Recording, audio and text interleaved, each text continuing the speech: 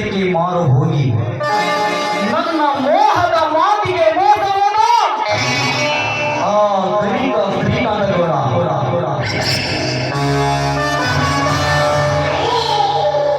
ಕುಖ್ಯಾತ ರಾಜನೆಂಬ ಅಡೆಪಟ್ಟೆ ನಂಬಿಸಿಕೊಂಡು ಅಟ್ಟಹಾಸದಿಂದ ಮೆರೆಯುತ್ತಿರುವ ಅವನ ಹೊಟ್ಟೆಯನ್ನು ಮೆಟ್ಟಿ ನಿಲ್ಲುವುದೇ ನನ್ನ ಪ್ರಥಮ ಗುರಿ.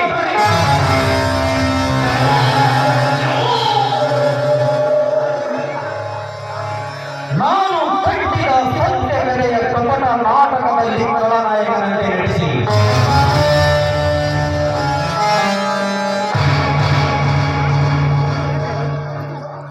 ಕುಖ್ಯಾತ ಕಳ್ಳನ ಪಾತ್ರವನ್ನು ಮಾಡಿದವನೇ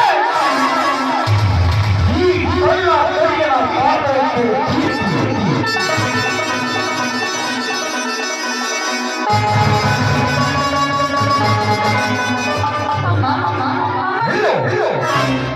ನೀರು ಎತ್ತಕೋದು ಯಾರು ನೀವು? ಯಾರು ಯಾರು ಕಣ್ಣು ಕಾಣಿಸಿದವರಿಗೆ ನಾನೊಬ್ಬ ಗಂಡು ಈ ಕಲಿಯುಗದ ಕುಖ್ಯಾತಕರ ಕರಿಯ. ನನ್ನನ್ನು ನಿಲ್ಲಿಸಿದ ಕಾರಣ? ಯಾರು ತಿರುಗಾಡದ ಈ ದಟ್ಟ ಅಡಿಗೆಯಲ್ಲಿ ಬಿಟ್ಟದಲ್ಲಿಂದ ಒಬ್ಬರೇ ಒಂಟಿಯಾಗಿ ನಡೆದುಕೊಂಡು ಬರುವಿಯಲ್ಲ, ಏನೋ ಈಗ ಪ್ರಾರ್ಥಿಸು. ಬಾಯಿ ಬಿಗಿ ಹಿಡಿದು ಮಾತನಾಡು. ನಾಯಿಲ್ಲದ ನಾಲಿಗೆ ಅಂತ ಉದ್ದ ಬಿಟ್ಟಿದೆ. ಆದರೆ ಪರಿಸ್ಥಿತಿ ಬೇರೆಯಾದೀತು. ಎಚ್ಚರದಿಂದ ಮಾತನಾಡು. ಹುಚ್ಚು ನಾಯಿಯಂತೆ ವರ್ತಿಸುವ ನಿನಗೆ ಇನ್ನು ಗರಿಯನ ಕಪಟತನ ನಿನಗಿನ್ನೂ ತಿಳಿದಿಲ್ಲ. ಏನು ಮಾಡ್ತೀಯೋ? ಕೊಲ್ತೀಯಾ? ಮಾನವನ ಮಾಡುತ್ತೀನಿ.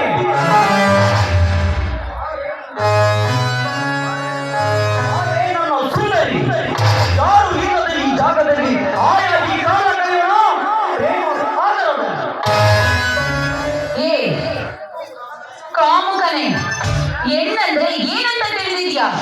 3 ನಿಮಿಷ ಸುಖ ಕೊಡುವ ಸೋಳೆ ಅಂತ ತಿಳಿದಿದ್ಯಾ?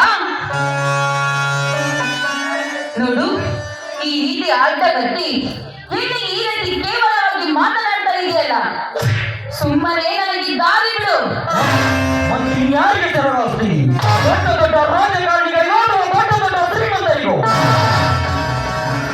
ಸಾಕು ನಿಲ್ಲಿಸು ಈ ನಿನ್ನ ನಾಚಿಗೇಡಿದ ಮಾತುಗಳನ್ನು. ಹೆಣ್ಣಿನ ಮಾತಕ್ಕೆ 3 ನಿಮಿಷ ಸುಖ ಕೊಡುವ ಸೂಳೆ ಅಂತ ತಿಳಿದಿದ್ಯಾ? ಪದೇ ಪದೇ ನನ್ನನ್ನು ಕೆಣಕಿದೆ. ಆದರೆ ನೆಟ್ಟಗಿರುವುದಿಲ್ಲ. ಚಿಂತಿಸದಿರು ನನ್ನ ಚಿತ್ತ ಚಂಚಲೆ.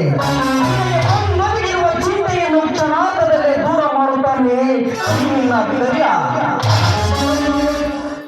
ಓಹೋ, ಇದೇ ಊರಿನಲ್ಲಿ ಓಡಾಡುವ ಅದೆಷ್ಟೋ ಹೆಣ್ಣು ಮಕ್ಕಳಿಗೆ ಕಾಮದ ದೃಷ್ಟಿಯಿಂದ ನೋಡುವ ನೀನೊಬ್ಬ ನೀಚ.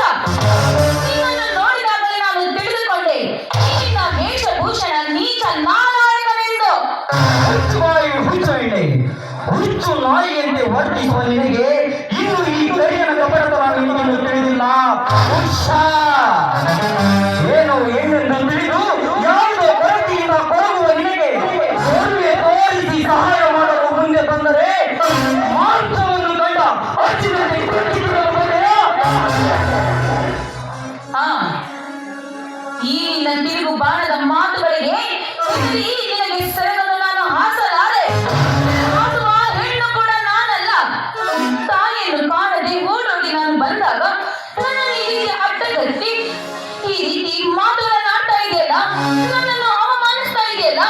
ನೀನೇನು ಮನುಷ್ಯನೋ ಅಥವಾ ರಾಕ್ಷಸನೋ? ನಾನೊಬ್ಬ ಕಳ್ಳ. ನೋಡು ಮನುಷ್ಯನ ಅಂತರಂಗದಲ್ಲಿ ಅಡಗಿರುವ ಒಳ್ಳೆಯ ಗುಣವನ್ನು ಅರಿತು ಬಾಳಬೇಕಾದದ್ದು ಮನುಷ್ಯನ ಮೂಲ ಧರ್ಮ. ನೀನು ಓಡಿ ಹೋಗುವಾಗ ನಾನು ಕೇಳಿದ ಪ್ರಶ್ನೆ ಬೇರೆ, ನೀವು ಕೊಟ್ಟ ಉತ್ತರವೇ ಬೇರೆ. ಅಂದ್ರೆ ನಿಮ್ಮ ಮಾತಿನ ಅರ್ಥ? ನಿನ್ನ ಚುಟುಕು ನುಡಿ ಕಾರಣಗಳಿಂದ ನನ್ನ ಮಾತಿನ ಮರ್ಮವನ್ನು ಅರಿಯದೆ ಕಾಮುಕ ನೀಚ ಎಂದು ನಾಮಕರಣ ಮಾಡಿಬಿಟ್ಟೇನೆ. ಅಂದರೆ ಇಷ್ಟು ತನಕ ನೀವು ವರ್ತಿಸಿದ್ದು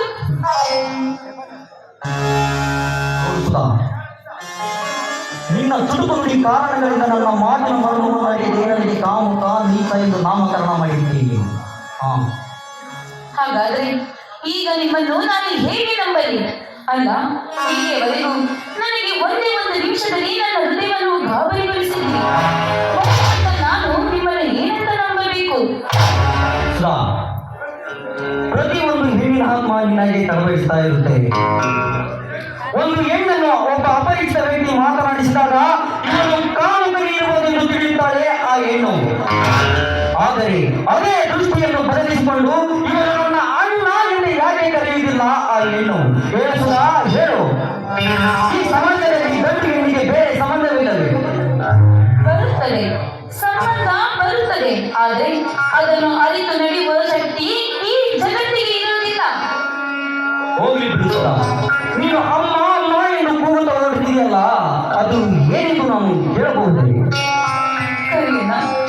ಮೊನ್ನೆ ನನ್ನ ತಾಯಿಗೆ ಇದೇ ಊರಿನ ಜನರಲ್ ಹಾಸ್ಪಿಟಲ್ಗೆ ಅಡ್ಮಿಟ್ ಮಾಡಿದ್ದೆ. ಅದಕ್ಕೆ ಡಾಕ್ಟರ್ ಅವರಿಗೆ ತುಂಬಾ ಹುಷಾರಿಲ್ಲ, 2 ದಿನ ಇಲ್ಲೇ ಇರ್ಬೇಕು ಅಂತ ಹೇಳಿದ್ರು. ಹಾಗೆ ನಾನು ಅವ್ರನ್ನ ಎಲ್ಲಿ ಬಿಟ್ಟಿದ್ದೆ. ಆದ್ರೆ ಇದ್ದಕ್ಕಿದ್ದ ಹಾಗೆ ಅವರು ಕಾಣೆಯಾಗಿ ಬಿಟ್ಟಿದ್ದಾರೆ. ಕರೆಯೋಣ, ಕಾಣೆಯಾಗಿ ಬಿಟ್ಟಿದ್ದಾರೆ. ಏನು, ನಿನ್ನ ತಾಯಿ ಕಾಣೆಯಾಗಿರುವಲ್ಲಿ? ಸುಧಾ, ನಿನ್ನ ಮೇಲೆ ಯಾರದಾದ್ರೂ ವೈರತ್ವ ಇದೆಯಾ? ಇಲ್ಲ, ನನಗ್ಯಾರೂ ಇಲ್ಲ. ನನ್ನ ತಾಯಿ ರೋಗವಸ್ಥೆಯಿಂದ ನರಳುತ್ತಿರುವಾಗ ಅವರನ್ನು ಕಾಪಾಡಲೆಂದು ಈ ಊರಿನ ಸಾಹುಕಾರ ಶ್ರೀಕಾಂತ ಗೌಡರ ಬಳಿ ಸಹಾಯ ಕೇಳಲು ಹೋಗಿದ್ದೆ. 500 ರೂಪಾಯಿ ಸಹಾಯ ಮಾಡಿ ಆ ಸಾಲದ ಬಡ್ಡಿಯಾಗಿ ನನ್ನ ಶೀಲವನ್ನೇ ಬಡ್ಡಿಯಾಗಿ ಕೇಳ್ತಾ ಇದ್ದಾರೆ.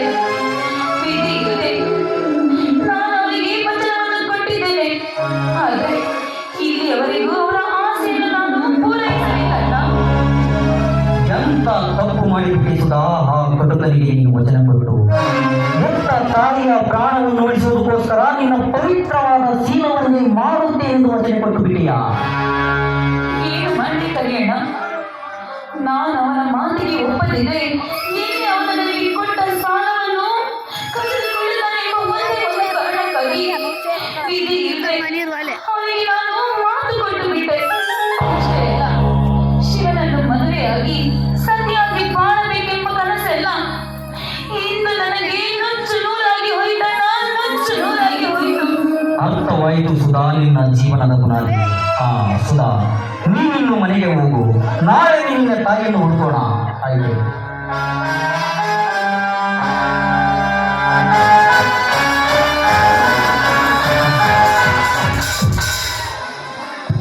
ನಿನ್ನೆ ನಾನು ದೌಶಾಲಿಯಿಂದ ಹೊತ್ತು ತಂದ ಆ ಮುದುಕಮ್ಮ ಈ ಸುಧಾಳ ತಾಯಿ.